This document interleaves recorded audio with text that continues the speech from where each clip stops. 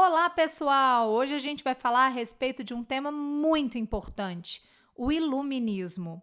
Essa palavra, ela vem da ideia de iluminar, esclarecer e está ligada diretamente à aquisição de conhecimento. Quando a gente adquire conhecimento, a gente ilumina a nossa mente, a gente esclarece as coisas. O iluminismo é um movimento filosófico e ele é baseado na racionalidade do ser humano em busca das liberdades, seja a liberdade política, liberdade econômica, liberdade de expressão. Todas essas liberdades estão ligadas ao movimento iluminista. O movimento iluminista surgiu na Europa, ali no século XVIII, e ele serviu de base para contestar o antigo regime, que era aquela estrutura marcada pelo absolutismo dos reis e o mercantilismo, que era o controle da economia por esses monarcas, ok? Vamos entender quais eram as críticas do iluminismo. Ele criticava o autoritarismo e criticava também o excesso de interferência da igreja, da religião, das crenças na vida das pessoas. E é justamente com o objetivo de romper um pouco esse autoritarismo e esse excesso de crenças e clarear, esclarecer as ideias sobre o mundo que o iluminismo atua. Vamos entender, então, o seguinte: a base do conhecimento iluminista é a racionalidade humana. E por ser um movimento que busca essa racionalidade, ele rompe um pouco com as crenças religiosas, né? A maioria dos iluministas, ele é a favor da liberdade religiosa, que todo indivíduo possa escolher qual religião seguir, mas, no entanto, normalmente nas suas teses, nas suas obras, eles não defendem a religião como uma base adequada para o desenvolvimento do conhecimento, né? O conhecimento deveria ser um conhecimento científico, e é por isso que esse movimento filosófico está muito mais ligado à ciência do que à religião. Vamos ver aqui agora, nesse mapa mental, alguns dos filósofos, alguns dos cientistas ligados ao iluminismo. Nós temos John Locke, Rousseau, Montesquieu, Voltaire, Newton, Diderot, Descartes, Bacon, né? São vários os filósofos, são vários os cientistas e pensadores que estão elaborando ideias, né, sobre o uso da razão em busca da liberdade. Eu vou falar a respeito de alguns deles que nós trabalhamos já, e eu tenho certeza que vocês vão se lembrar de algumas informações. Outros depois vocês podem, obviamente, pesquisar, buscar informações para se inteirar melhor, para aprofundar melhor o assunto. Vamos falar a respeito de dois filósofos que falam sobre política, John Locke e Rousseau.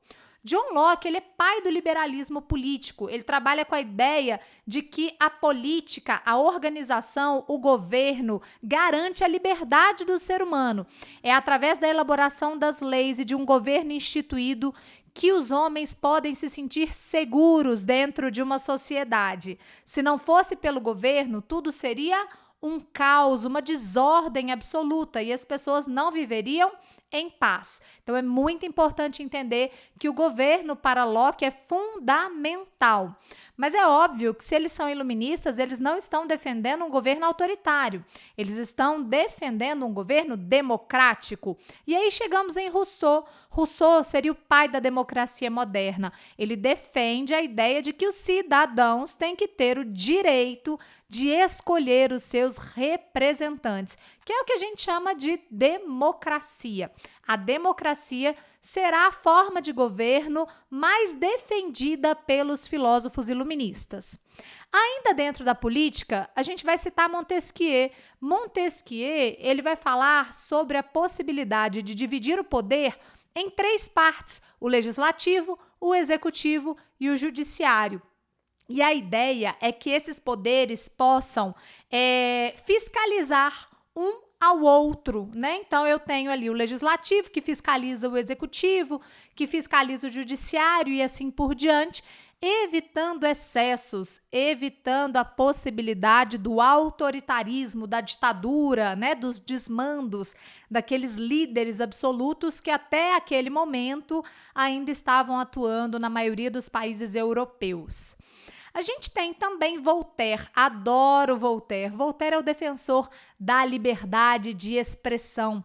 Ele dizia que ele podia até não concordar com as ideias de outras pessoas e com aquilo que elas diziam, mas que ele defenderia até a morte o direito delas dizerem aquilo que pensavam, aquilo que sentiam, obviamente respeitando as leis. A gente não pode esquecer que a base do iluminismo é o respeito às leis, senão a desordem seria geral. Vou falar rapidinho de um filósofo que não está aqui no mapa mental, que é o filósofo Adam Smith. Na verdade, um pensador e um estudioso da área econômica, Adam Smith, um inglês que defendia a liberdade econômica, o liberalismo econômico, o fim do mercantilismo, que o governo não interferisse nas relações econômicas e que a economia deveria ser baseada basicamente, ficou esquisita essa frase, né? Mas bora lá. Deveria ser baseada na ideia da oferta e da procura, da lei da oferta e da procura. Ou seja, a própria economia, ela funcionaria de maneira natural.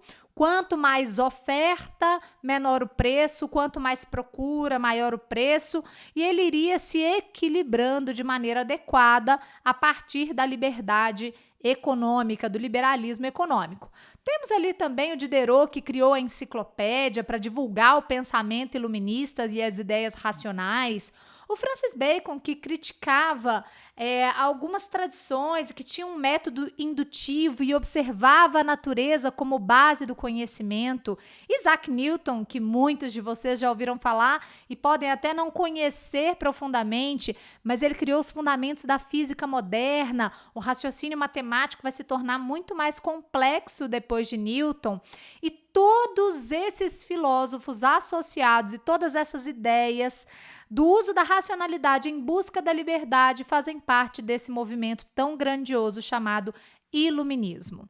É claro que a gente tem que avaliar o iluminismo dentro do seu contexto, né? Ele tinha, obviamente, as suas falhas.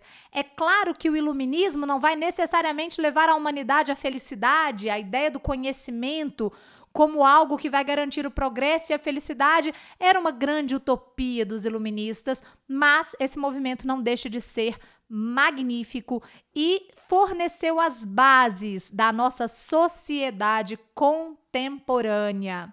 Era isso, espero que vocês tenham gostado, que tenham entendido e até o próximo podcast. Um beijo!